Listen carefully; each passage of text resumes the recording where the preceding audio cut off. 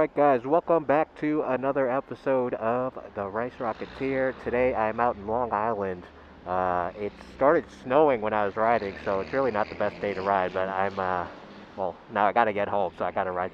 Um, anyway, today I woke up and I had a bit of an existential morning, I guess you can call it. I don't know if it's existential, but that's what I'm gonna call it.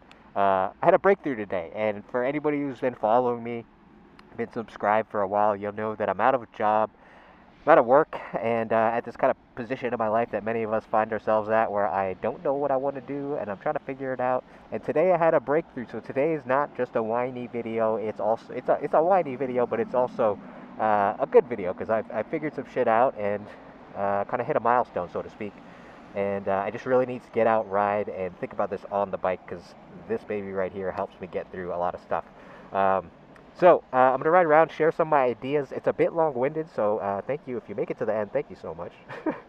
I'm going to leave this fairly unedited and just kind of roll it and, capture this moment in time. Because it is, for me, it's a breakthrough moment, and I just want to let it be. So, let's get riding, and then I will jump into this weird stuff. I don't have a place to go. I'm just going to go, because that's kind of the mood I'm in. Then I'm going to turn around somewhere and head on back. So Long Island is pretty straight as it is. Da, da, da. Oh yeah.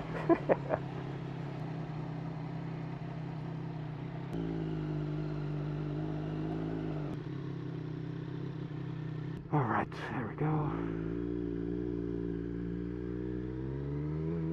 Get back on the highway. Go, go, go, go. It's surprisingly not as cold as I thought it was. It's 32 degrees, but it doesn't feel that way. I'm actually okay. I'll probably eat those words in a minute. Alright guys, so let's jump into the episode. Today I woke up, I guess you could say, on the right side of the bed. And was... The first thing that came to mind, guys, is I was thinking about the concept of debt. How fun. Ooh, a Rivian. I don't think I've ever seen one of these in person.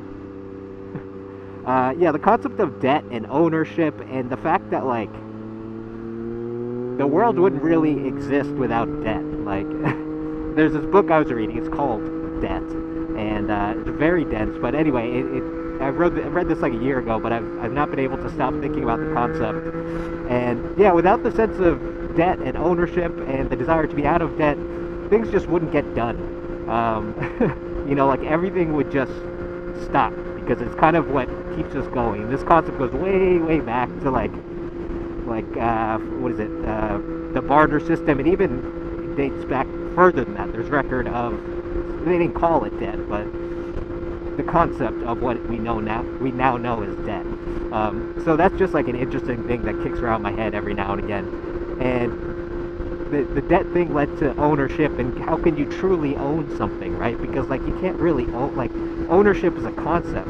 Again, it's a concept that only exists. I mean, all concepts only exist as far as we let them, and so long as we buy into them and we give them validity. So, like, for instance, right, ownership, I was thinking about rent in New York City, to be specific. Get out and away from this guy's fucking Christmas trees.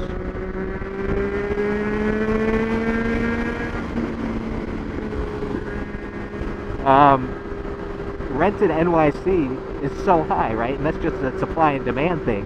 But no one can really own a space and time and place, right? Like, this is just it. Without humans and our brains and our concepts, this is just space. So, like, it's crazy that so many people, I mean, you can't help but allow it to exist and believe in it because it's a system that's so widely accepted and believed in that you have to, But we give meaning and purpose and validity to this system that really keeps us all, like, stressed and doesn't benefit us at all. The average person benefits the people who own it, but, like, for instance, and this is a ridiculous scenario, but, like, if everybody didn't pay rent, if everybody, like, today decided no more, we're not paying any more rent, the whole system would, like, there's nothing that people could do. I mean, I suppose you could, like, get the military to, like, I'm talking about the whole country. Like, let's say the whole country was like, we're not paying, no one's paying rent anymore.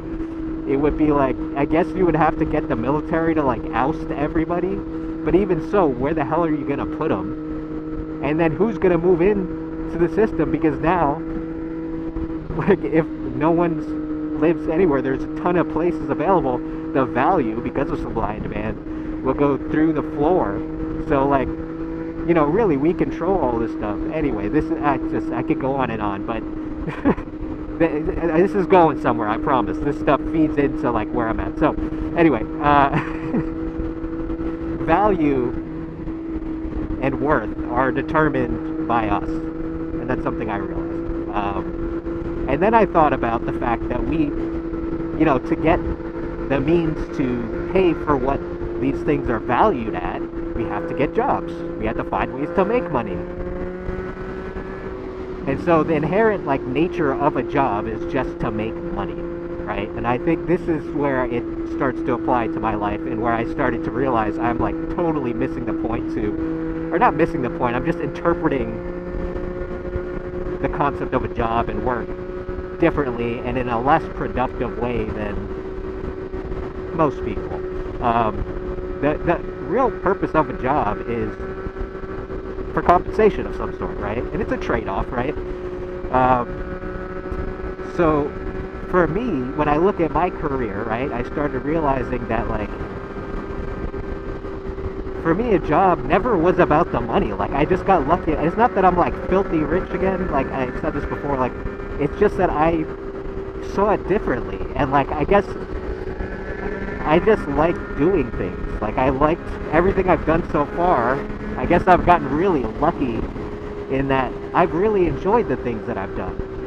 Just naturally. Like, I said it in a video or two ago about my career as a sommelier. Like, I liked being a grill cook. I liked being a busboy. And I just knew it would pay enough to, like, cover the rent and allow me to go out. And more than that, really. I made a lot of money doing that. So, like, for me, my work has always been intertwined with making money. The two have been, like, hand in hand. Making money and what my passion is have always been intertwined and, like, inseparable, just because that's what it was. Like, you know, I couldn't think of them separately. And I think that kind of prevented me from finding anything outside of work that I love doing. Like, I had my hobbies, I like skateboarding, but I never devoted enough time to these things because I was always doing the thing that I really loved, which was working in a restaurant and making systems work, selling wine, whatever it was, whatever phase it was. My real passion was restaurants. So I became fairly limited and, like, very focused. And so when I think of a new job, right, when I don't have that and I take that out of the equation, I'm thinking of a new job, what could I possibly love as much as I did that? It doesn't exist. And that's really hard for someone who has intertwined the two. It makes it hard to do the thing that you need to do, which is work, and makes it almost impossible to, like, see anything else as a supplement. So what I've realized is, you know, I've been trading. This is kind of separate, it's kind of adjacent, but not really. The second part to the existential part was that, like, we spend the most important and valuable thing in life, time, on the least valuable thing, the thing that doesn't really have any value, because it changes based on what we think it is, which doesn't make it valuable, it just makes it subjective, which is money, and, you know, spending money on the things that we are told are essential. So, like, time is the most valuable thing. So how can I spend, like, what would I, this is how I was looking at my job search, which is like, what do I deem to be worth spending the most valuable thing I have in my life, which is time, on?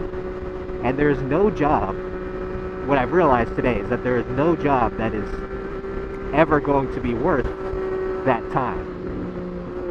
It is merely the money that is a reward. So, I was like, you know, I think now it's a little different too, because this vlog has given me a whole new purpose in life and a different, like, this is the thing I love. Like, if there's anything in life that I would spend my most valuable thing on, which is, again, my time, for zero return, it would be this channel. It would be filming riding because I love it. Like, every moment of it. And again, shout out to Riding Bikes NYC and Ducati NYC for, I don't think you guys knew this when we were talking, but like I took that from our conversation, is that like, you got to do this thing because you love it. And I think I do love this. This is what I love. So now that I have this love of my life, this thing, this passion, it's okay to take a job that I'm not going to be in love with. Like, that's no longer a requirement for me in my search. And that's kind of like a realization I couldn't have come to before, because I just didn't think of it that way. You know, to me, the two, again, were so intertwined. It was like you had to love what you do because you're going to spend a majority of time on what you do. But what if you didn't? That was my, you know, that is my question to myself now. Like, what if it didn't have to be together? What if the two were separate, right? What if I did have work on the one side, and then I have my passion on the other, and I did both? Then I get the best of both worlds. It's just, you know, time management is different. It's split up differently, but that's okay.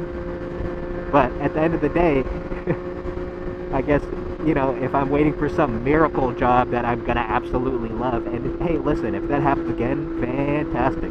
But I don't think it's the norm for most people out there. You know, you may love parts of your job, but I think a very small percentage of people out there truly, like, would love and breathe and die for their job. You know, my parents were those people. They believed in what they did, and they loved what they did, and that was their life and their purpose.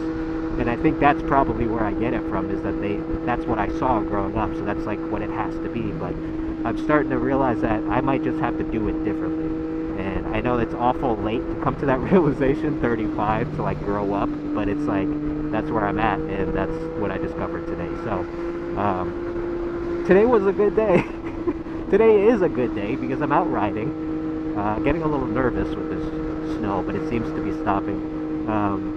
But yeah, I don't know if all that makes sense. Again, I'm just going to leave this uncut, and I'm just going to, I don't know, just capture this moment, because I feel a moment of mental clarity that,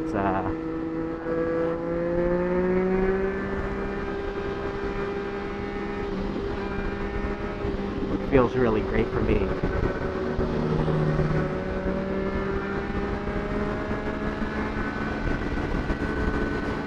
Woo-hoo!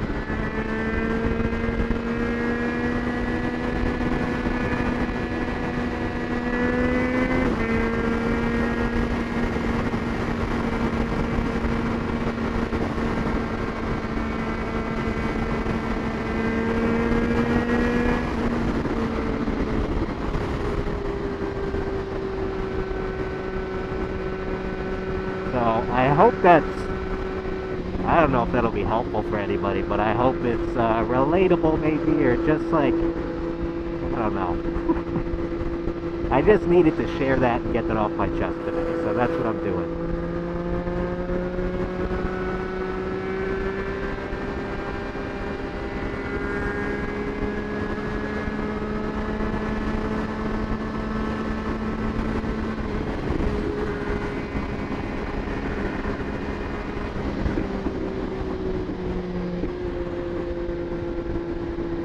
Da-da, da-da-da-da-da-da-da-da.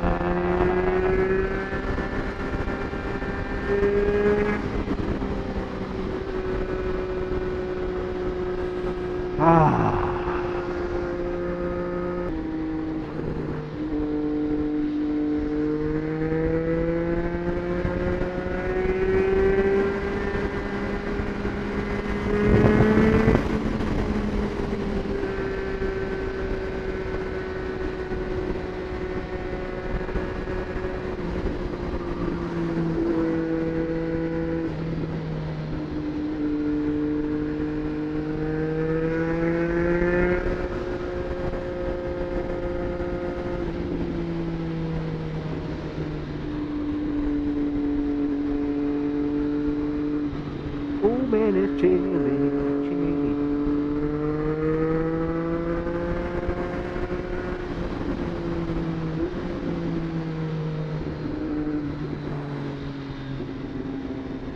was a little close.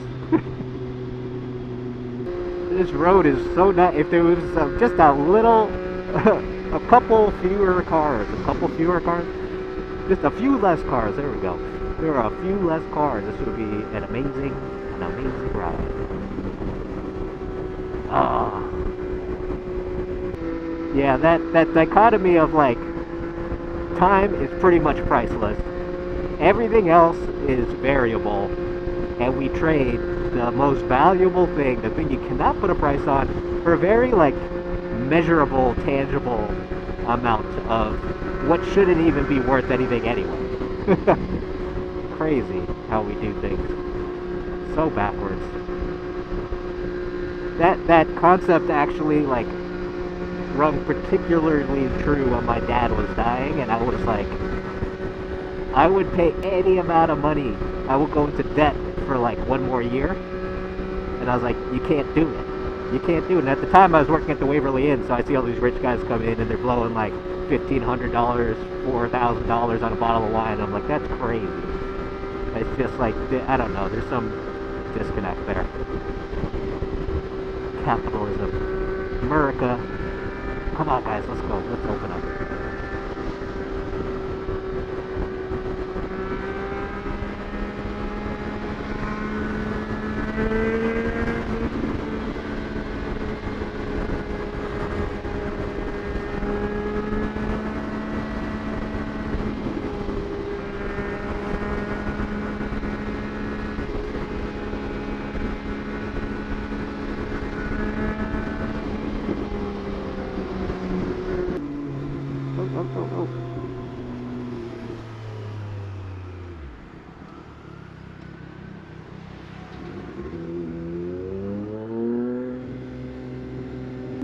For a minute, I thought these guys were setting up a trap for me. Maybe they are. Nope, they're not. It's for this.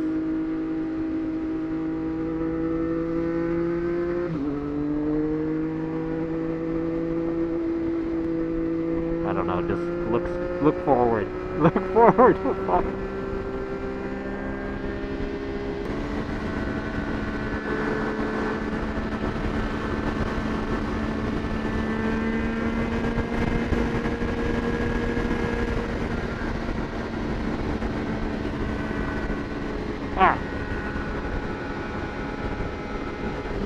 This is exactly what I needed today, to get out and just kind of rip it in a straight line. Not think, just go. But I am going to try to pull off and warm up for a little bit.